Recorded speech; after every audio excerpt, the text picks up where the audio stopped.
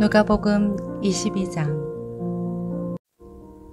유월절이라고도 하는 무교절이 다가왔습니다. 대제사장들과 율법학자들은 예수를 없앨 방법을 모색하고 있었습니다. 그들은 백성들을 두려워했기 때문입니다. 사탄이 그 12 중 하나인 가룟이라는 유다에게 들어갔습니다. 유다는 대제사장들과 성전 경비대장들에게 가서 어떻게 예수를 그들에게 넘겨줄지를 위논했습니다.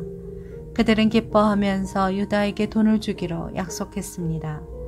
유다도 이에 동의하고 무리가 없을 때 예수를 그들에게 넘겨주려고 기회를 엿보고 있었습니다.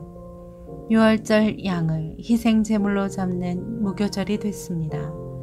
예수께서는 베드로와 요한을 보내며 말씀하셨습니다.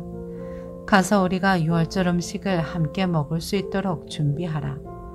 그들이 물었습니다. 저희가 어디에서 준비하면 좋겠습니까? 예수께서 대답하셨습니다. 성 안으로 들어가면 물동이를 메고 가는 사람을 만나게 될 것이다. 그가 들어가는 집으로 따라 들어가 그 집 주인에게 선생님께서 내 제자들과 함께 유월절 음식을 먹을 빵이 어디냐고 물으셨습니다. 라고 말하라. 그러면 그가 잘 정돈된 큰 다락방을 보여줄 것이다. 그곳에서 준비하라. 그들이 가서 보니 예수께서 말씀하신 그대로였습니다. 그래서 그들은 유월절 음식을 준비했습니다. 시간이 되자 예수께서는 사도들과 함께 상에 기대어 앉으셨습니다. 그러고는 그들에게 말씀하셨습니다. 내가 고난받기 전에 너희와 함께 유월절 음식 먹기를 간절히 원했다. 내가 너희에게 말한다. 유월절이 하나님 나라에서 온전히 이루어질 때까지 내가 다시는 그것을 먹지 않을 것이다. 그리고 예수께서는 잔을 들고 감사기도를 드린 후 말씀하셨습니다. 이 잔을 받아 너희가 서로 나눠 마시라. 하나님 나라가 올 때까지 내가 포도 열매에서 난 것을 마시지 않을 것이다. 그리고 예수께서 빵을 들고 감사기도를 드린 후 떼어 제자들에게 주면서 말씀하셨습니다. 이것은 내가 너희를 위해 주는 내 몸이다. 이것을 행해 나를 기념하라.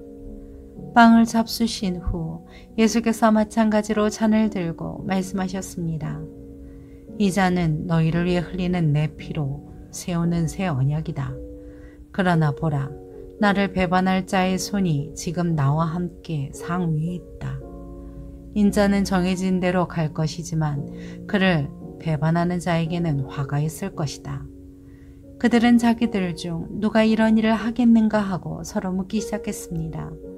제자들 사이에서 누구를 가장 높은 사람으로 볼 것인지를 놓고 다툼이 벌어졌습니다. 예수께서 그들에게 말씀하셨습니다. 이방 사람의 왕들은 자기 백성들을 다스리며 권세 부리는 자들은 자칭 백성들의 은인이라고 한다. 그러나 너희가 그래서는 안 된다. 오히려 너희 중 가장 큰 사람은 가장 어린 사람과 같이 돼야 하고 다스리는 사람은 섬기는 사람과 같이 돼야 한다. 누가 더 높은 사람이냐? 밥상 앞에 앉아있는 사람이냐? 그를 시중두는 사람이냐? 밥상 앞에 앉아있는 사람이 더 높지 않느냐? 그러나 나는 섬기는 사람으로 너희 가운데 있다. 너희는 내가 시련을 겪는 동안 나와 함께한 사람들이다. 그러니 내 아버지께서 내게 나라를 맡겨주신 것처럼 나도 너희에게 나라를 맡긴다. 너희는 내 나라 안에 들어와 내 밥상에 앉아 먹고 마시며 보좌에 앉아 이스라엘의 12지파를 심판하게 될 것이다.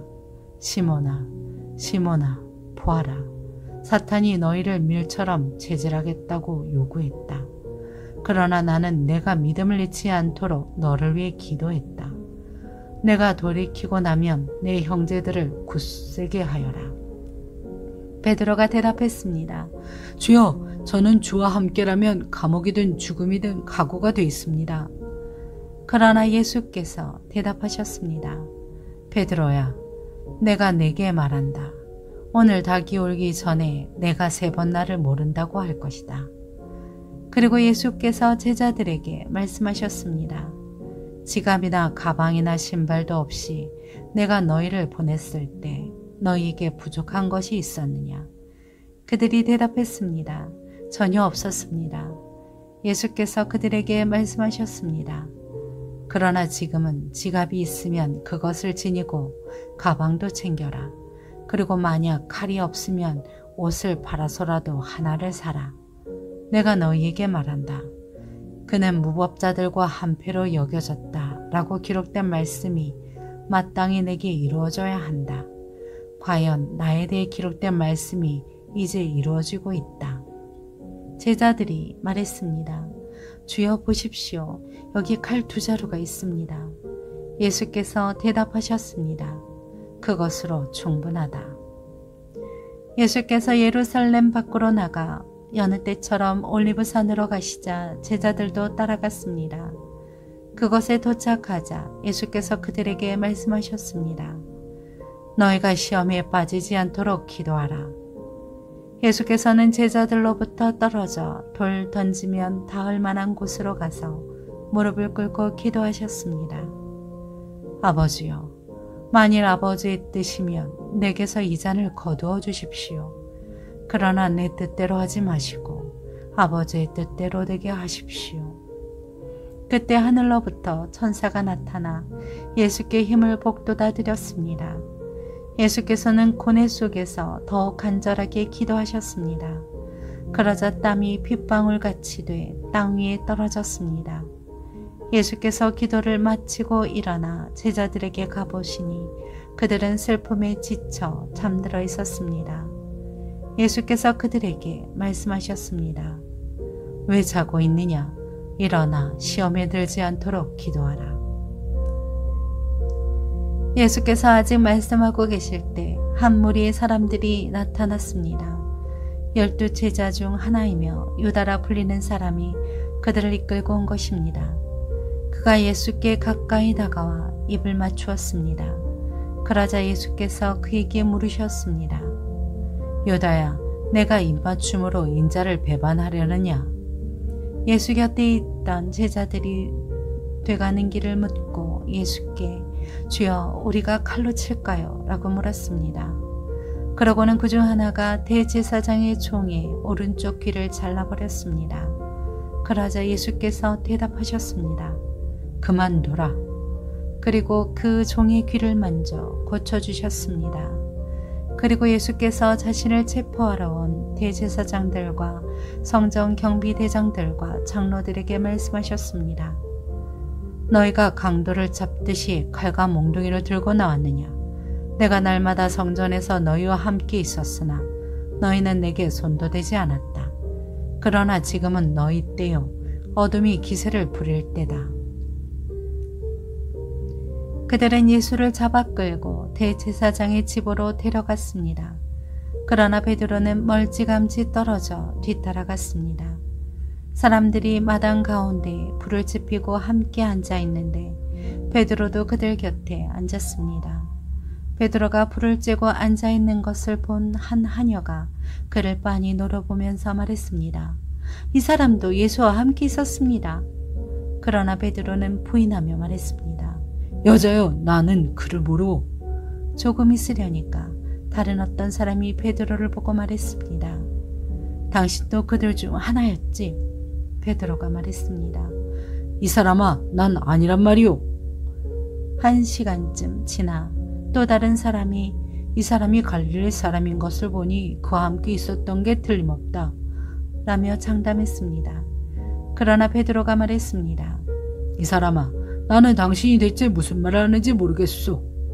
바로 그때 베드로의 말이 채 끝나기도 전에 닭이 울었습니다.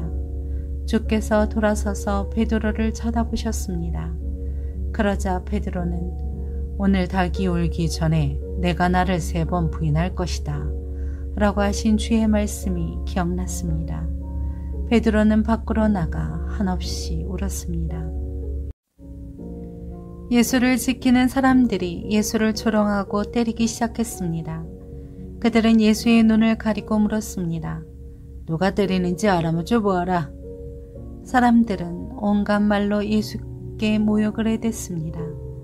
날이 밝자 백성들의 장로들 곧 대제사장들과 율법학자들이 공회를 소집했고 예수께서 그들 앞에 끌려가셨습니다. 그들이 말했습니다. 내가 그리스도라면 그렇다고 우리에게 말해보아라. 예수께서 대답하셨습니다. 내가 너희에게 말해도 너희는 믿지 않을 것이다. 또 내가 너희에게 물어보아도 너희는 대답하지 않을 것이다. 그러나 이제부터는 인자가 전능하신 하나님의 오른편에 앉게 될 것이다. 그러자 그들이 모두 물었습니다. 그러면 내가 하나님의 아들이란 말이냐? 예수께서 대답하셨습니다. 내가 그라고 너희가 말하고 있다. 그러자 그들이 말했습니다. 더 이상 무슨 증언이 필요하겠소? 우리가 직접 이 사람의 입에서 나오는 말을 들었으니 말이요.